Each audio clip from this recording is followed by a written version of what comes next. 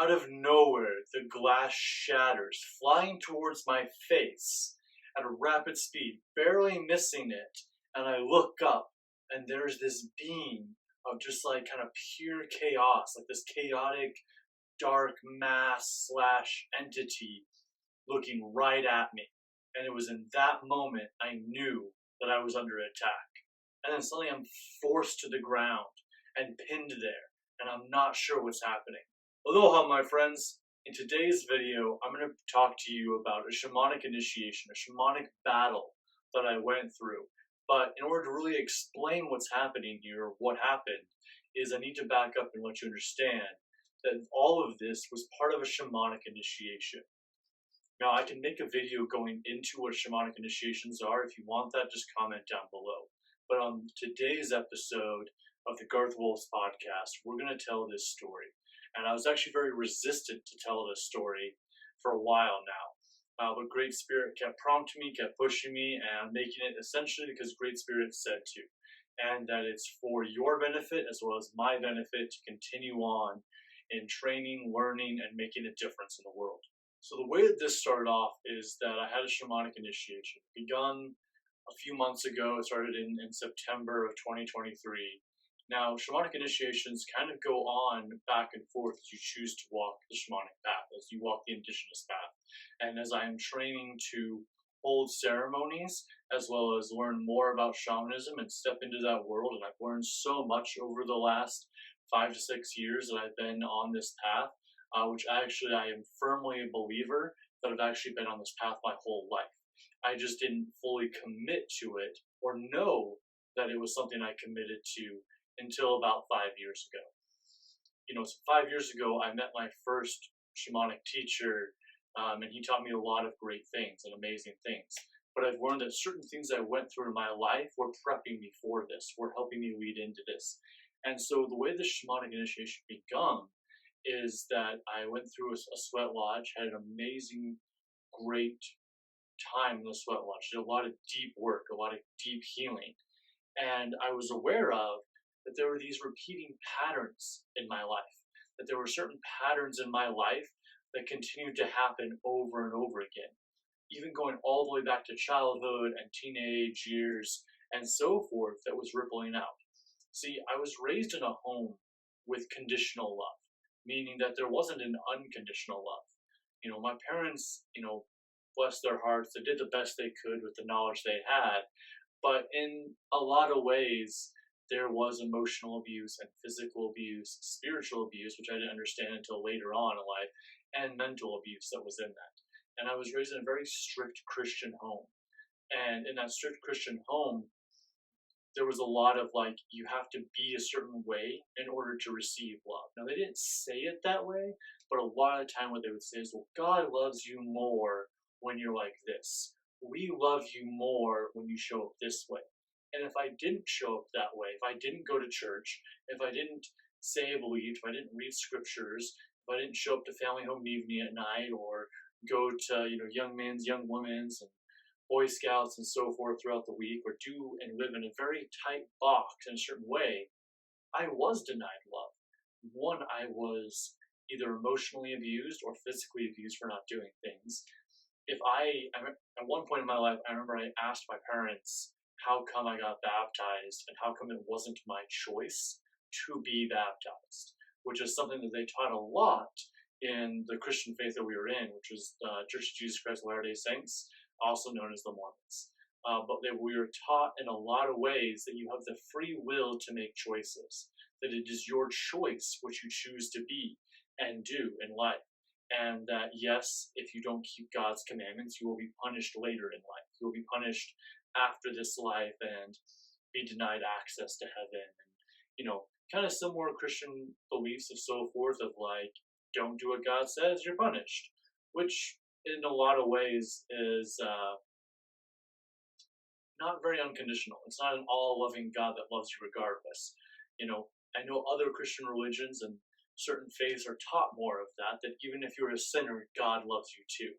That's not how the Mormon Church works. It doesn't really imply that very often, or at least not from my parents. So in the way my parents taught, and the way spiritual leaders and that church taught, it was very clear that if you don't keep the commandments, if you don't believe a certain way and don't do some of these extra little, cute little things like don't drink coffee, or um, you have to keep the Sabbath day holy, which means you don't watch any TV on Sundays. So no sports games on Sundays. Oh, you're on a baseball team and the tournament's on Sunday. You can't go to it because if you do that, you're breaking God's commandments. You can't participate in those kinds of things. Oh, you guys want to go hiking or camping on Sunday? No, that's not allowed. Like, so in a lot of ways, there was these things that were like you can't do because, but hey, you have the freedom of choice. You can choose whatever you want. So anyways, a lot of the way that my parents taught me and raised me was if I didn't show up in a certain way, then I was abused and I was treated differently and I was denied certain things. And both, whether it was time with friends, whether it was food, whether it was privileges in the home, and like I understand in parenting and raising up, like there's grounding and all that stuff that goes on, but there was never a discussion either. There were many times when something happened and I didn't even know I broke some kind of commandment, some kind of rule, and I was punished. And I won't go down to all those different ways, but I felt very abandoned as a child, and I learned very early on I had to show up in a certain way to avoid abuse, to be accepted by others, and to not be on the radar of my abusers, or to receive love, to just receive an I love you at night, or a hug good night, or to receive 3 meals a day, and different things like that. And I also understood that I had to be home at a certain time for dinner, and then we had scripture study, and then I could go off and be with my friends again outside for some time, and even into my teenage years, I realized there was this thing. And so it became this thing where I would put on a mask to show up for school, and then I wear a different mask when I went home or went to church. And I didn't call them masks back then. I just thought this is how I act around these people in order to avoid being hurt, or in order to be able to enjoy life and have fun. So there was this level of like abandonment of having conditional love. And then also I had a church leader that I really looked up to, that he was his young men's leader, and he was someone we could talk to and really hang out with, and like he encouraged us in a lot of ways. We went on a lot of good camping trips together, and um, he was both a church leader and as well as like was the Boy Scout master, and taught us a lot of different things. And he always said, I'm always here for you. I'm always here for anything you want to talk about. If life gets hard, we could talk about it. But the moment I'd bring up, well, how come things are this way? Or how come, like, I was baptized at 8 and I wasn't really given a choice? And then when I was 10 years old, I had my first near death experience. And I have a video about that you can check out after this video, and I go into that story. And after that experience, I had questions about all of those things, but I kept a lot of them inside. And then when I was about 12 or 13, I began asking this church leader about those things I've experienced, because I was still in this state of confusion and just understood I wanted to have more fun in life and didn't really believe in what I was being taught anymore. But I just had questions. I wanted some direction. And it shortly became this: more I asked questions and more I talked about my near death experience, I was written off as, oh, well, you lost oxygen because I drowned. And you lost oxygen when you drowned, and so you actually hallucinated, and everything you saw is a hallucination, so just discount it. And you might have mental damage. And he actually told my parents that he thought I might have some mental damage, and that I am depressed, and that I might end up becoming a child that needed psychiatrical help, and possibly, might even begin cutting myself or harming myself. And he told them I was in a great, huge depression, that I was in like this big, heavy depression and in denial of who I was, and I might be stepping into psychosis. So instead of actually just being someone I could talk to, he became someone that immediately turned me into my abusers, essentially. I don't hold animosity towards my parents in that sense, because I know that they didn't fully understand the way to be and do things sometimes. But essentially, I went for him for safety and to gain some kind of clarity from some masculine human male figure that I looked up to, and was denied that. And so that's how that rolled. And then this pattern repeated again when I had my first meditation teacher that taught me how to do transcendental meditation. Fast forward a few decades, and I'm in my 20s, and I'm learning about meditation and kinesiology and breath work.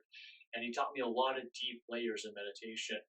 And he kind of left also when I started asking questions he couldn't answer. Now, he didn't leave in a way and turn me into anyone or be like, you're crazy. No, but it was once I started asking, well, how can we meditate this way? But when I try to do things a little differently, I actually go deeper and I have these like transcendental experiences and I'm in it for longer, or that, I'm realizing that like I can mix and match breath work and this, and when I brought up the idea of like, well, what if I brought in like psilocybin with this a little bit? He was like, look, I cannot teach you if you're not going to stick to my ways of being. And I was like, okay, like I can roll with that, I guess. But then a month or two later, I was like, hey, so I started mixing breath work and meditation together. And so I'll be doing your deep meditation and doing transcendental meditation. And then I'll do like one round of breath work while I'm still doing the transcendental meditation, and then hold and then release and go into big, slow, deep breaths of, like 20 seconds in, 30 seconds out, back and forth kind of things. And I'll go, I'll be in that transcendental state for a really long time. And he essentially was like, I can't teach you anymore. Don't come to my house anymore.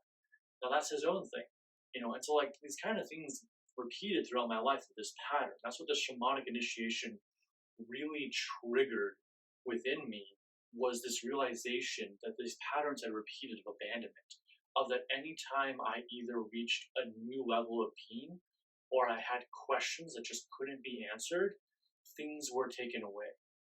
And some of the other ways that this happened, not necessarily like having to ask questions, but ways that I had felt abandoned and actually held this abandonment trauma in me, was that when I first learned about best version of yourself trainings, very similar to Tony Robbins, there was a local group that was here doing those, and I went through those, and it changed a lot of my life and really woke me up spiritually. I had my first Kundalini rising in one of those trainings, and so then I came back to volunteer with them. And then the leader of those, he asked me if I wanted to lead them. He wanted to teach me how to lead them. And so then I began to facilitate them and learn how to facilitate. First we co-facilitated, and then he turned it over to me. And then I was leading these trainings and teaching other people about how to be a best friend yourself. And a lot of it wasn't spiritual. It was like personal development. It was like getting into the core of yourself, getting into the way you view yourself, you talk to yourself. It was very deep stuff. A lot of, very similar to a lot of Tony Robbins retreats, if you've ever been to one of those or understand those. We called it not V, but it was really about discovering how to be the best version of yourself. What's between you and where you want to be. And then after I've been doing that for a while, there was someone in the company that was actually parasiting off of the funds, was draining the funds that were for the retreat center. And so he had to close down that part of it. Now, this leader was a billionaire and he had other businesses he ran, and that's why he kind of passed it off to me, was for me to take over this part of it so that he could focus on his other businesses. But what ended up happening was this person was parasiting off the money and taking money from the company. After he shut down the retreat part of it, after he shut down the best version of yourself retreats and said, hey, we're going to take a pause on this, I got to figure this out, that person had actually been taking money from other places. And so he kind of shut down a lot of his businesses because there was a lot of money that had been taken and had been siphoned out, and someone was skimming off the top. And he actually didn't know who it was. It took about 6 months of investigation to figure out who it was. And it turned out to be actually like several people were doing it. And so eventually he shifted out of that whole business model. But essentially the best version of yourself trainings got put on pause. And I still needed work, still needed a job. And so I went into coaching at that time. That's how I became a life coach, is that I started coaching people that had come through the trainings and how they would talk to other of their friends and so forth. But like that's how that happened, is that closed down. And I felt very abandoned by him. Not in the same sense that I felt like he shut the door on me, but he wasn't as accessible, because he had to do stress and a lot of other focuses.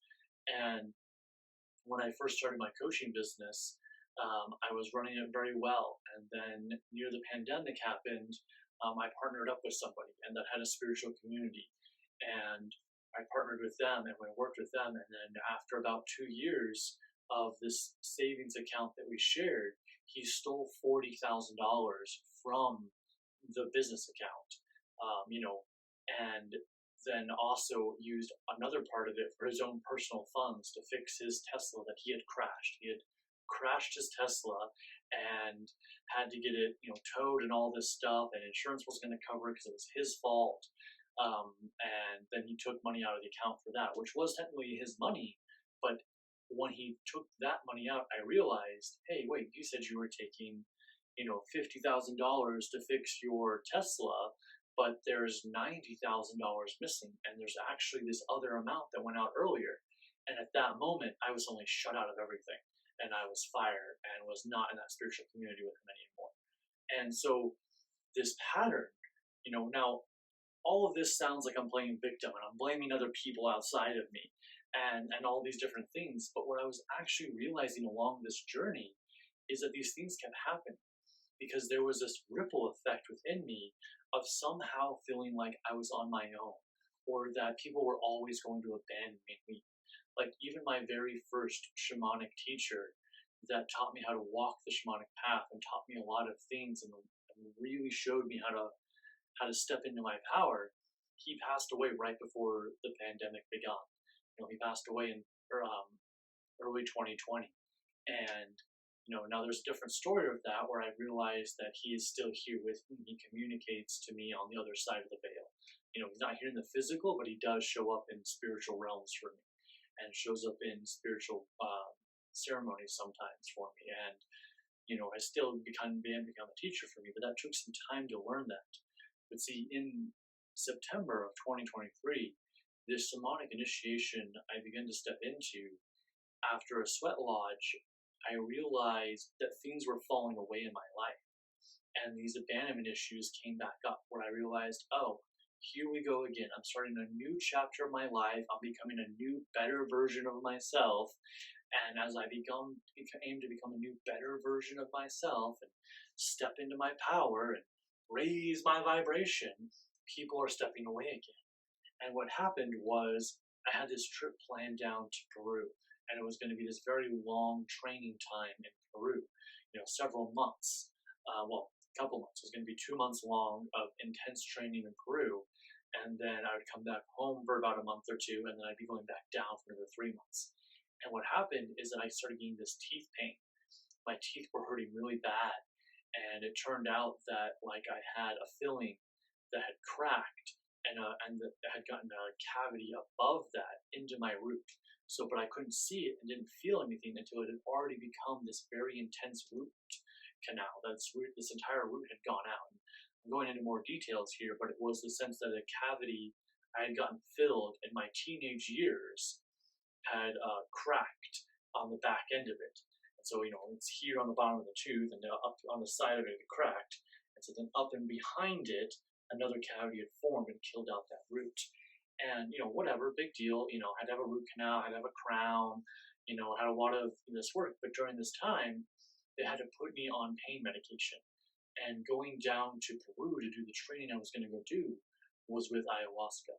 And if you've ever worked with ayahuasca or know what it is, it's this very powerful plant medicine, sometimes called, this vine and plant that mix together, chacunra and ayahuasca vine get mixed together to make the ayahuasca tea. You drink it. It's a very deep psychedelic, and it heals a lot within you. And I was going down there to be trained in some of the Shipibo traditions to learn how to serve this medicine myself someday, in Peru and whatnot. And that's a very long training path. It's like a 3 to 7 year, if not longer, training that goes on for that. And so I was beginning that path, but because I was on pain medication, you can't participate with ayahuasca with any kind of pain medication, SSRIs, different certain prescription medications are a contradiction. That if you have those in you and you take ayahuasca, it can actually cause a serotonin overload or a dopamine overdose, which can lead you to the hospital or can actually kill you. as well as there's some other medical things. I won't go into that fully here on that. But what happened was because of that, that trip got denied.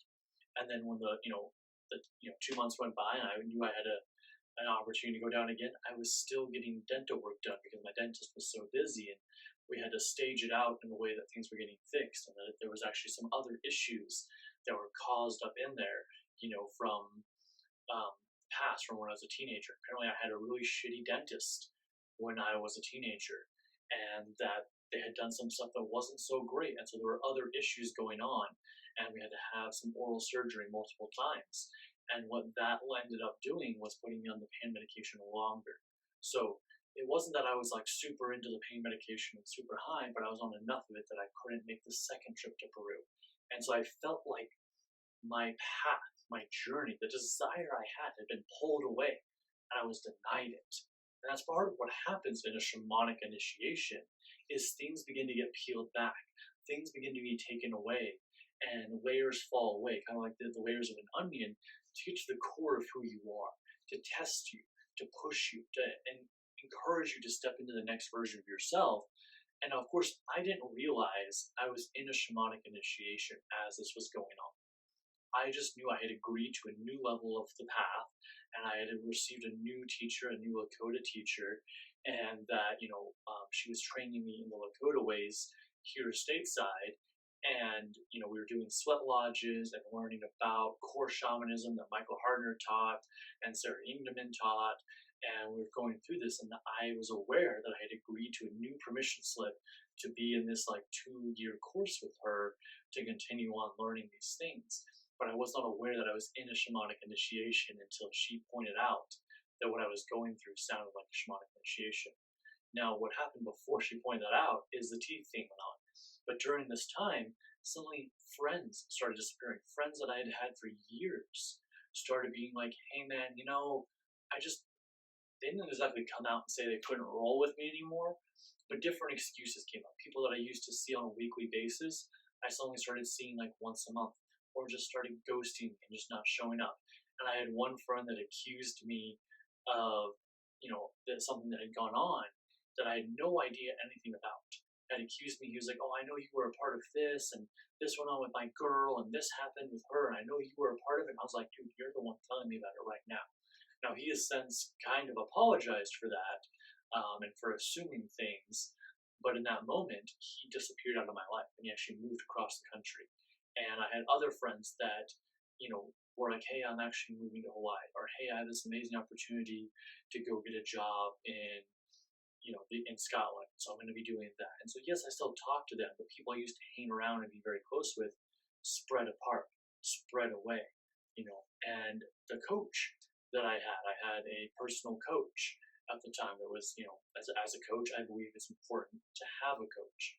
I believe it's important to have a coach if you are a coach. It means, one, you support the system and you believe in the system, and that we all need coaches. We all need help and training, and it's good to have someone to work with and bounce ideas off of, and to see the things that you can't see. They're the outside perspective. They're the guide on your journey. Kind of like if you're on a hiking trail or you're on a tour, the tour guide is there to guide you to the cool places, but you yourself are the one on the journey. Or very similar to the hero's journey, the guide on the side, the guide at each threshold. If you want me to make a video about the hero's journey, I can do that as well. You can comment that down below too. And I'll probably just make a video about the hero's journey anyways at some point. But during this time, that coach I had disappeared. They retired. They said, "Hey, I'm actually retiring, and I'm not going to be able to do this anymore." And then right around the same time that they retired and these friends were disappearing, and I was going through all this teeth pain, then some of the side projects I had, some of the side little business projects I had, or side creations, collaborations with certain other YouTubers, or course creation with certain people, those fell apart too. And so I just started feeling very much like abandoned, and things were falling apart. And then as I had just taken on this Lakota teacher, right before I had taken them on, about 2 months before, I reached out to her and asked, if I could join her training. I had another teacher that I was working with, kind of a spiritual leader that was more into, the Taoist ways and whatnot, but they went full narcissistic. They became a narcissist and kind of repeated that same pattern of when I started asking questions or asking questions that they didn't have an answer to, they took it as challenging them. And when I said, well, I'm not challenging you, but I do have questions and I want to understand and I want to grow, they eventually were like, you know what, actually, like, I'm not teaching people anymore. And they closed that door. And then they actually ended up moving a couple states away. And, their life is not in the best situation right now. They're dealing with a lot of drama and a lot of partner romantic relationships falling apart, and that's their path and their journey. But they stepped into full narcissism. And I actually have a video about how to avoid spiritual narcissists on this channel that you can look at in the podcast. I think a few episodes back. It's one of the earlier ones. But part of that is that as that happened, and then I got on this new teacher, and all these things are falling away, and all these things are falling apart, my Lakota teacher says, it sounds like you're in a shamanic initiation. It sounds like your desire to step into the shamanic path on a new layer is causing an initiation, is causing this challenge of like, can you handle this? Can you really handle the deeper energies and works? Can you handle some of the things that we'll be teaching going into of soul retrieval and cycle pumping and these deeper layers of things that, actually, like, in the current moment, I'm feeling prompted not to talk about what they're called because I'm still learning them and I'm still, grasping those concepts. And I'll probably make a course about them when I have fully learned them all and understand them all and can teach them. It's something that I will teach inside my app called Shift and Thrive, which is coming soon. And, which is like full of courses and coaching and so forth. And something that I will teach to people that I coach on a one-on-one basis. But, as we were going into these things and learning more about drum journey, the lower realm, the higher realm, the middle realm, and really going into some deep shamanic arts, I realized that she pointed this out, that you're in a shamanic initiation and the things are going to be peeled away and you're going to be ripped down to your core. And she's like, I can't do anything for you in that, but know that the spirits have recognized you. Know that the spirits are aware of you and are aware of what's happening and that this is what's going on. And what I didn't know at the time is that that same narcissistic teacher that had stepped away and had moved a few states away had actually, they were more into the Taoist teachings, they were also in the shamanic teachings, and they had explained a few things on the shamanic path, but they became a dark shaman. They became someone that works more with the dark energy and more parasitical energy. And what ended up happening is that they actually attacked me spiritually. And what this is called shamanic battling. And it's when a shaman sends energies at people to challenge them, to test them, to actually kind of steal their own personal power. Because we all have personal power. We're all amazing, great beings, and we're infinite, limitless beings. But people that don't recognize that we're limitless try to take power from others, try to control other people. They try to put people in boxes so that they can use their energy, or so that they can feel higher than, better than. I'm very aware that we're all special. We're all amazing. And that I'm not above anyone, nor am I below anyone. Are there people that have more experience in this world than I do? Yes. Are there people that have more knowledge than I do? Yes. Are they better than me? Probably not. No. Am I better than them? No. We're all equal. Just some of us have more expertise in certain areas than others do. And so that's part of it, And so what happened was that when this shamanic battle went on, and this is something that happens down in the jungle too, which would have happened had I gone down to Peru. Had I gone down to Peru and declared that I wanted to learn how to serve medicine at some point in time, what happens is that the jungle, the energy of the jungle will test you and will throw energies at you and it's all a testing ground, like training to help you step up into a better you, to improve who you are, and so forth. The jungle will do that, but then also so will dark shamans. They will attack you as well, and that's it becomes this it steps into more of the realm of sorcery, and it can get real sticky and real tricky. And I'm not going to go super deep into that in the current moment, but it is something that happens. You will be challenged. And what happens is usually people that are stepping into that role end up, the jungle deems them as, hey, this is not the area for you to be in. This is not the area for you to serve medicine in. Or the people succumb to the dark shamans attacking them, and they go, you know what, I don't want to walk this path on out.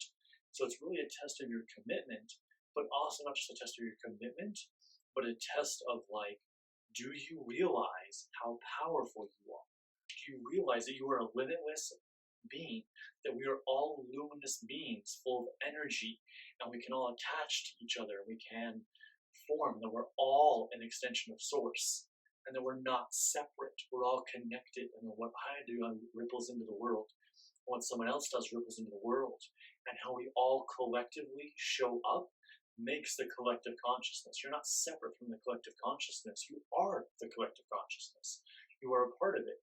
So how your actions, thoughts, words, deeds, beliefs makes a ripple effect in the world. How somebody else's beliefs, thoughts, deeds, words ripples into the world too, and those combine, and it creates part of the collective consciousness. And so that's part of why I make these videos. It's part of why I do coaching, is to create a more beautiful world, is to help people shift their consciousness so they can thrive in life. And when they're thriving in life, that means their belief systems are leading them to things that serve. That their thoughts, their actions, their words, their deeds throughout the day, their belief systems are serving their life and make their lives better. And I believe when we all step more into our power and we shift whatever is going on with us so we can thrive, then we will have a more beautiful world. We will step into a higher consciousness state of being in this world. And it's not about escaping the 3D. It's not about escaping where we are. It's about integrating what we already are, about integrating the 3D so we can step into this higher vibrational beings and work together on a new level and play the game of life in a different way. So back to this shamanic battle.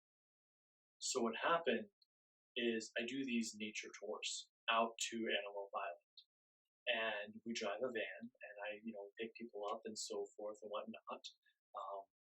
And what began to happen is in the course of 2 weeks, this battle kind of began to go on, and I started feeling like there was some kind of being following me. And what I mean by that is that I just felt like there was a person that was following me. Like when I would leave my house, I would look in the rearview mirror and be like, okay, no, there's no car that's following me, but I would have that feeling like I was being watched, or that feeling like, hey, maybe that guy walking down the street, okay, I made a left turn, now he made a left turn, okay, now I made another left turn and he made a left turn, okay, and now they're at the same place that I am, okay. And then I would sometimes do the little trick to see if someone's really following you. If you make 3 lefts, you actually make a right turn. And so if you make 3 lefts, and then you're back on this same way you were, left, left, left, and you're back where you were before you made the first left. And I would do that sometimes, and I would notice there was a car following me, or I would notice there was somebody walking behind me. And then whenever I would be like, okay, I'm going to confront this person, I'm going to turn around and I'm going to talk to this person and see where they are. The moment I made that decision and would turn around, the person would be gone. Or if I was like, oh, I'm going to pull into this parking lot and see if this person pulls into the parking lot, and then I'm going to go talk to their car. So I'd pull into a parking spot and I would stop. And then I'd wait to see if they parked. And then this is where it got a little trippy, is I would see them go up into the next row and go into park, and I'd get out of my car and I couldn't see that car anymore. Not going to see that color of car or type of car anywhere in the parking lot anymore. And I was like, all right, that's weird. And so, but whenever I would go out on these nature tours and be on the island, be on Antelope Island, I wouldn't feel that feeling. I would feel completely safe and protected.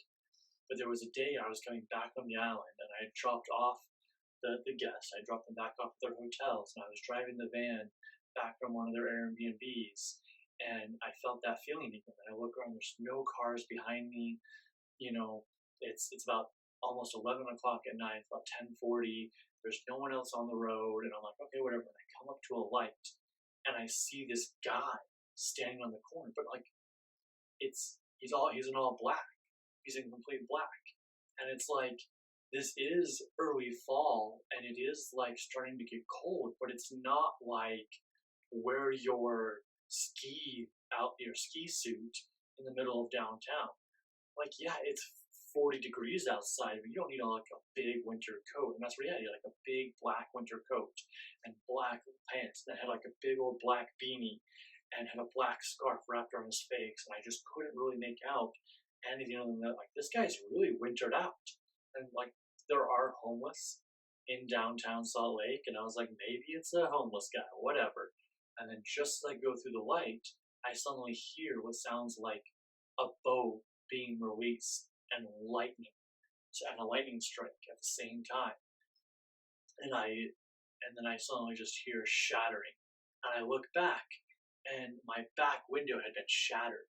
Like the side door, the sliding door behind me had been shattered. There was glass all inside the van.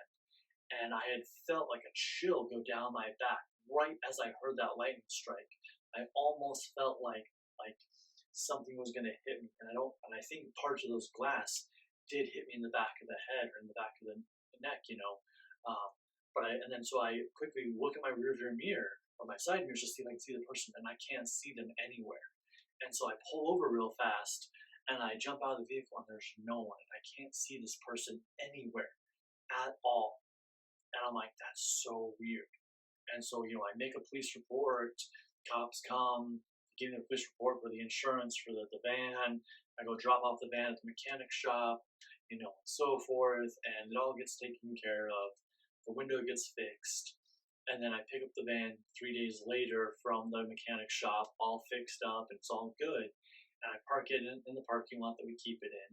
And then the very next day after picking up the van, I'm coming back to do a tour. I'm coming to do a tour and take people out on tour that day. And as I'm walking through the parking lot and I get to the van, I unlock it, I put my stuff in the van, I'm checking the back to see how many water bottles we have, do I need to buy water bottles, different things like that. And as soon as I shut the door, the window that shattered before was on the passenger side. As I walk around the back of the van, suddenly the back window on the driver's side just shatters and it blows outward, like from the inside of the van. The glass is coming out and flying past my face, and it barely misses my face at this point, and it's just going everywhere. And I look at the hole in the glass, and I look back forward, and then suddenly there is this guy again, this being, but this time he's not dressed in like ski clothing, and it's daylight, and he just looks like this chaotic being.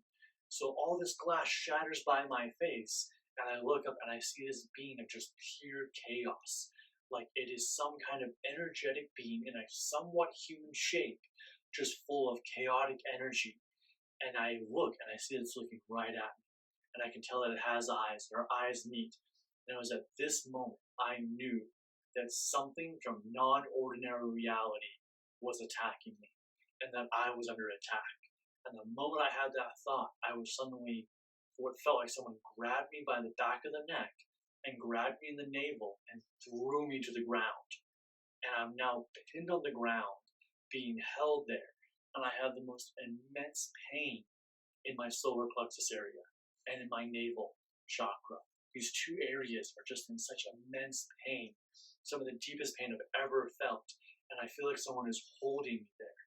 And I start to really get scared. And then all these flashes of all the stories I just told you about feeling abandoned and not having conditional love and people leaving my life and stepping out of it starts to flash through my head. And then I start to feel, this is it. This is where I die. Something is about to kill me.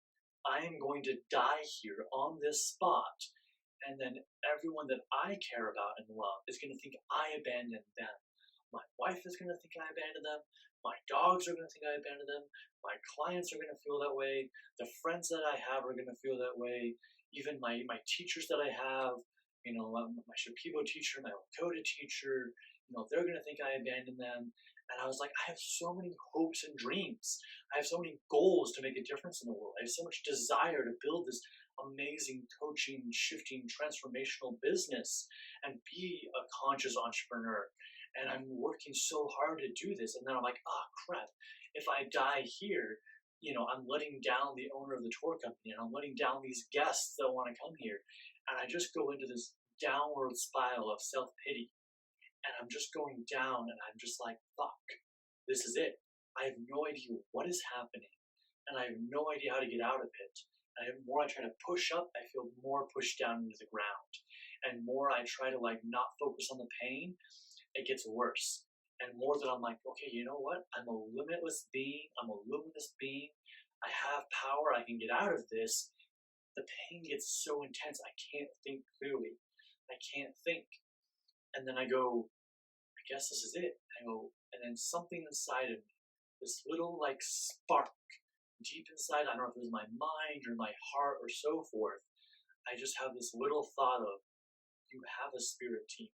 You have spiritual teachers. You have spirit guides. Where are they? Where is spirit? Where is great spirit when I need it? Where is the plant medicine I've taken? Where are the plant allies that I've had, that I've done master plant dietas to have those allies? Where are they? Why am I not protected in this moment? Why is this happening? And in that moment, I hear a wolf call. I hear a howl coming through very distinctly, and I can tell it's not in my ears, it's inside of me, and it's howling. Then I hear another one, and another one, and it just starts building, and I realize there's a pack howling, and so I howl back. I'm pinned on the ground in the middle of this parking lot. There's no one else in the parking lot, and if there is, I can't see them for sure. At this point, I'm not even sure I'm conscious. I'm not sure if I lost consciousness or my head hit the pavement or what. And so I start howling too. And the next thing I see is this giant wolf pack come up. And now, if you watched the video about my first near-death experience, you understand the wolves have an important meaning for me. As well as also there's a reason my name is Garth Wolfs. And I'll talk about that later in another video about how my name became Garth Wolf and how it changed again into Garth Wolfs and what that is all about and what that process and path it has been for me. But in this moment, as I'm in this battle, I feel all these wolves come up and I see all this giant pack around me and I know I'm going to be okay. And then I'm like, I also know that I have Shaman Nick Stark, who was my first teacher and he's passed on the other side. I know that he can be called upon too. And so then I start singing. I start singing one of the songs he taught me. And I start singing, Doom Bakaraka Shombaya. And I started singing the song. And, I would start to sing the song and then I would howl. And I'd sing the song and I would howl. And then suddenly I see Nick's energy come up with the wolf pack. And then I suddenly see Arco-Iris, this rainbow spirit, this rainbow entity, this rainbow shaman. I don't know quite how to explain who Arco-Iris is. But I see this rainbow being show up, And then I suddenly see White Buffalo Woman. She appears in all of her glory. And the white bison that is next to her, this white buffalo, walks up with her as well, and which is also another being that has shown up for me before. That I've worked with White Buffalo Woman, and I've worked with this white bison, this wind bison, if you will, that can fly, float, and has a lot to do with Waira, which is the Quechuan word for wind. And so I realized I have the wind elemental with me, and I have the bison spirit with me, and I have White Buffalo Woman. And I have the wolf pack, and I have Arco-Iris with me. And then my Palladian sisters and my cosmic star seed show up. I have these Palladian sisters show up. These blue orbed entities are there. And I realize I'm not alone. I'm not alone. I do have protection. I am safe. And the moment that I'm like, I can do this, I feel as if though I stand up. My eyes are still closed, and I'm seeing all these energy. And then as I'm seeing all this energy, I actually go like this, to see if my eyes are open or closed, and I realize they're not closed, they're actually open. And I can see myself again, standing where the van is, and I can see this chaotic being standing there. And they're getting bigger, and there's more chaotic energy coming out. And I realize I'm surrounded by this wolf pack. And I have Arco-Iris and Nick, and the Palladian sisters, and White Buffalo Woman, and the Great White Bison are there. And I stare it down, this being, and I go, I don't know who you are, and I don't know why you're here. And immediately I just get an image in my mind of that narcissistic teacher. And that's the only reason I think he might have been the one who sent it. I shouldn't say that he is for sure the one that sent it at me. I shouldn't say that. I don't know for sure. But the moment that I challenged and said, I don't know why you're here, Chaos. I don't know what you're here to do or why you're attacking me. I got an image of him in my mind. Now, that could have been attached to him. It could not have been attached to him. It could have just been a floating by thought in that current moment. You know, it could have been some kind of other energetic connection. I don't know. But then the moment I'm like, I don't know why you're here, you are not welcome here. If you can't stand in love and light with us, if you're not here to teach me, serve me, work with me, to teach others, cause healing, cause a shift in the world for the better, then you are not welcome here. And at that moment, I howled like a crazy man, as loud as I could, and all the wolves howled with me. And I saw the rainbow energy from Arcoiris float over the wolf's mouth, and I could see the howls coming out in the air, and I could see how the rainbow energy and the wind was mixing together and forming this energetic ball, and it came at the chaotic being, and it just hit him. And I don't know, like I couldn't really make out the being's face. I just could tell that it was this energetic, chaotic being. But it began to shrink, and its body language said that it was sad, and that it wasn't okay, and that it was actually very depressed, or that it itself wasn't sure what it was doing or why it was there. And I said, if you can stand with me and be a guide, you can stand with me to make a difference in the world, you can stay. But if you can't, you need to be gone. And in that moment, it just started to fade away. And I howled again, and it goes, whoosh, disappears. And so with a great big howl, although much, much, much louder than that, and all the wolves howl, it fades away into nothingness. It fades away. And then I look around and I see all the wolves, and I see my guides and my spirit team, and I'm making eye contact with each one of them, telling them, thank you. Thank you for being here with me. Thank you for not leaving me on my own. And Archimedes comes forth and floats in front of me. And Nick comes up and places his hand on my shoulder and goes, I will always have your back, Rotten Kid. And that's a thing that he would always call me, as Rotten Kid. That's a term of endearment from him. And Archimedes looks at me and goes, you are never alone. You have your ancestors, you have us, you have all the spirits in the world that want to serve and be with you. They don't serve you, but they are here to guide you and witness you. Your ancestors support you. I support you. You are never alone in this world. So no matter whatever happens, never forget you are alone. That you are not alone. Sorry. Never forget that you are not alone. And at that moment, they all kind of merged back in with me, and my vision returned back to ordinary reality. And I realized I was standing in this space. You know, it took a moment, took a few minutes, I took some breaths, whereas I was standing in the parking lot with this window next to me, with broken glass all over the ground, and somehow not a single bit of it hit my face. And I'm standing there and I'm seeing everything. And my head hurts a little bit on the side that I think I got pinned down on. And I look around, and there is nobody in the parking lot. And I mean nobody. And there are no cars on the streets next to the parking lot. There's no cars parked.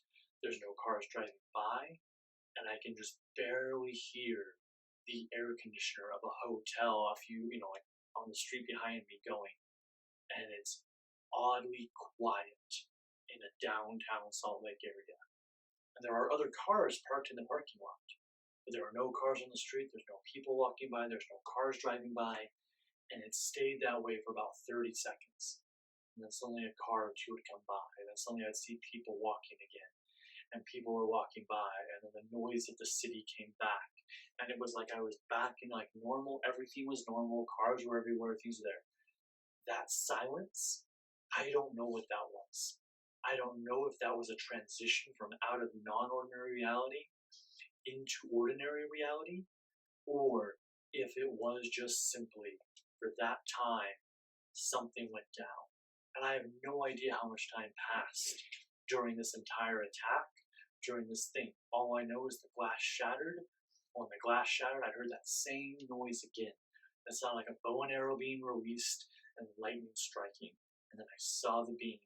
And then I went through that entire experience of what I just shared with you.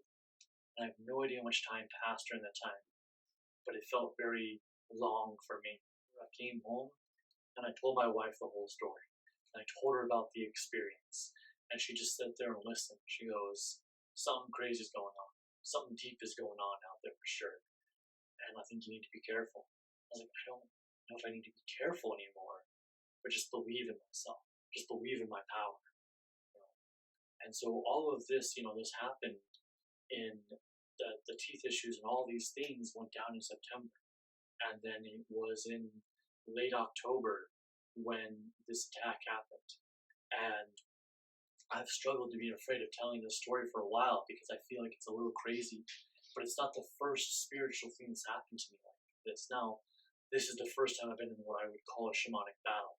When I told my teacher about it, my Shipibo teacher, she told me that it sounds like a shamanic battle. When I told my Lakota teacher, she said, it sounds like this is part of your initiation. It does sound like a shamanic battle. It sounds like an entity was testing. It sounds like some energy was really testing me, And so I haven't shared this with a lot of other people and so forth, but it's also not the first mystical thing that's happened to me in my life. And so I'll continue making episodes and talking about more mystical things that have happened to me in the past and things that continue to happen to me on the shamanic path. Hope you're having a great and wonderful day. Peace, love, and namaste, friends.